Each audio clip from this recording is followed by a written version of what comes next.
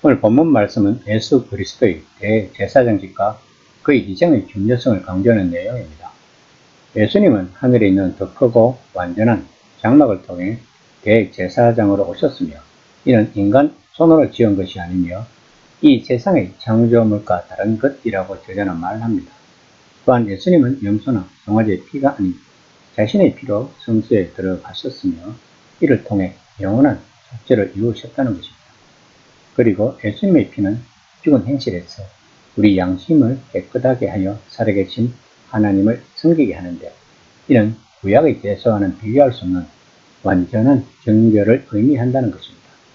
이처럼 예수님의 희생은 단 한 번의 희생으로 영원한 구원을 이루었는데 이는 반복적인 제사와는 달리 한 번에 완전한 구원을 이루었다고 저자가 본문에서 강조하고 있는 내용입니다. 저자는 새 언약인 예수님 안에 도착했다는 설명을 계속 이어가고 있습니다. 히브리서 전반에 흐르는 강조점은 독자들이 자신들의 옛 언약, 즉 본래의 유대교로 돌아가겠다고 생각하지 말고 그 대가가 얼마나 되든 예수님의 백성에 속하는 자격을 계속 누려야 한다는 것입니다. 즉, 곧 메시아의 도래와 더불어 약속된 새 세상이 활짝 열렸고 새 세상은 모든 면에서 훨씬 낫다는 것입니다. 9장 11에서 12절입니다. 그리스도께서는 장래 좋은 일의 대제사장으로 오사 손으로 짓지 아니한 것 곧 이 창조에 속하지 아니한 더 크고 온전한 장막으로 말미암아 염소와 송아지의 피로 하지 아니하시고 오직 자기의 피로 영원한 속죄를 이루사 단번에 성소에 들어가셨느니라. 8장 서두에서 저자가 말한 것처럼 광야 장막을 개성한 성전은 부차적인 것이라고 말하고 있습니다. 즉 하나님이 줄곧 염두에 두셨던 것일체 하늘의 영역 안에 있는 하나님의 진짜의 임재였던 궁극적인 성소 혹은 장막의 임시 대체물이었다는 것입니다. 다시 말하면 손으로 만든 지상의 건물은 단지 그 실제를 가리키는 표지판일 뿐이라는 것입니다.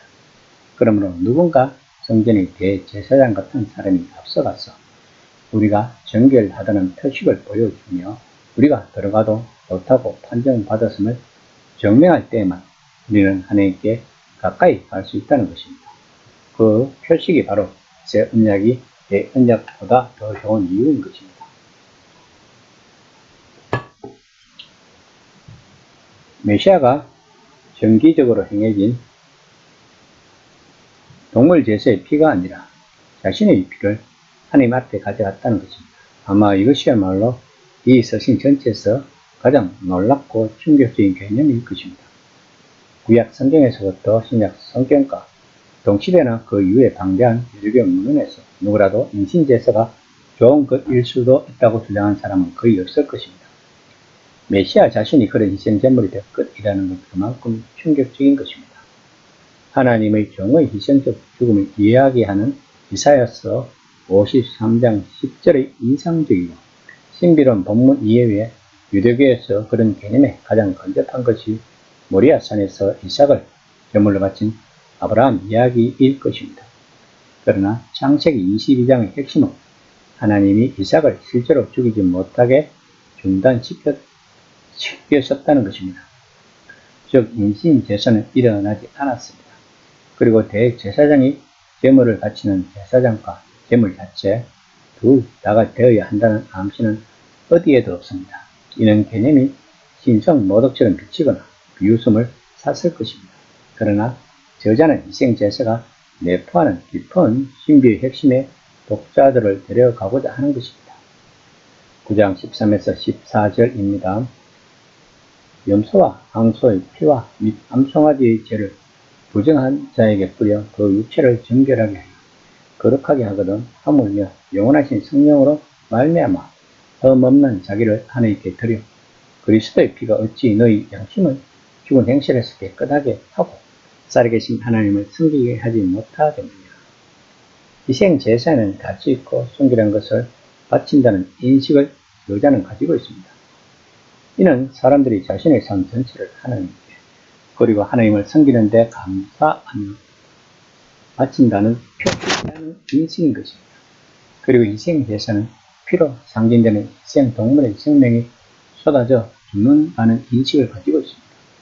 이는 우리의 악함과 불결함 때문에 우리의 생명은 사실상 몰수당했지만 하나님이 우리의 생명 대신 죽음에 내줄 생명을 제공하심으로써 우리를 구원하실 것이라는 표식이라는 인식입니다. 또한 희생제사는 앞의 두 가지 표식을 구해 우리의 현재 부정한 상태에 지켜 우리가 하나님을 섬기기에 적합한 정결한 상태에서 새롭게 출발할 수 있다는 인식이 저자에게 있는 것입니다. 우리가 저자가 인식하는 요소들을 고대 이스라엘의 희생제사의 의미에 버금가는 것으로 받아들일 때 우리는 메시아의 죽음이 더 좋은, 실은 최종적인 단 한 번의 제사로서 그 자리를 차지할 수 있다는 사실을 이해하기 시작할 것입니다. 즉 인간의 대표자로서 예수님이 하나님께 자신의 생명을 바쳐 순종 가운데 죽음에 내려놓으신 것은 인류 전체의 제사로서 유효하다는 것입니다. 마찬가지로 죽음에 내준 그분의 생명도 우리를 위해 작용한다는 것입니다. 즉 그분이 죽으셨고 따라서 우리는 그럴 필요가 없다는 것입니다. 동물 제사는 예배자의 외적인 삶을 정결하게 하는 역할을 했지만 대표자 메시아로서 그리고 참 대제사장으로서 자신을 바친 예수님의 제사는 그보다 훨씬 더 깊은 정결 효과를 가졌다는 것입니다. 이것이 예수님의 희생제사가 더 좋은 이유로 우리를 이끄는 것입니다. 이 제사는 인간의 내면에 닿는 것입니다. 예수님이 하나님의 임재의 진짜 중심에 들어가셨을 때 그분은 단순히 사람이 만든 건물의 내부로 들어간 것이 아니라 하나님의 빛과 거룩하신 가운데 살고 계신 그곳에 가셨던 것입니다.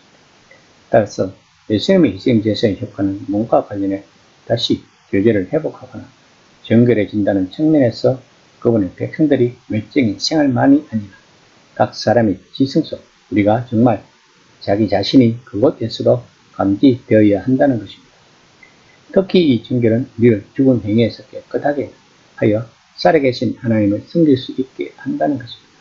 그러면 죽은 행위는 무엇을 말하는 것일까요? 이는 앞서 6장 1절에서 보았듯이 죽은 행위는 우리가 그리스도인이 될 때 회개하며 돌아섰던 이방인이 가는 그리고 그 자체로 하나님이 주신 선한 것이지만 가령 죄와 죽음을 해결하라는 요구사항을 실제로 결코 성취할 수 없었던 유대교 의식의 정기적인 방법을 모두 가리키는 것입니다. 이 모든 것을 예수님이 단번에 이루셨기 때문에 저자는 독자들에게 다시 유대교로 돌아가려는 생각을 버리고 오직 예수님만 붙잡으라고 권면하고 있는 것입니다. 이 시간 나는 과연 죽은 행위에서 벗어나 살아계신 하나님을 섬기고 있는지 한번 생각해보는 시간이 되었으면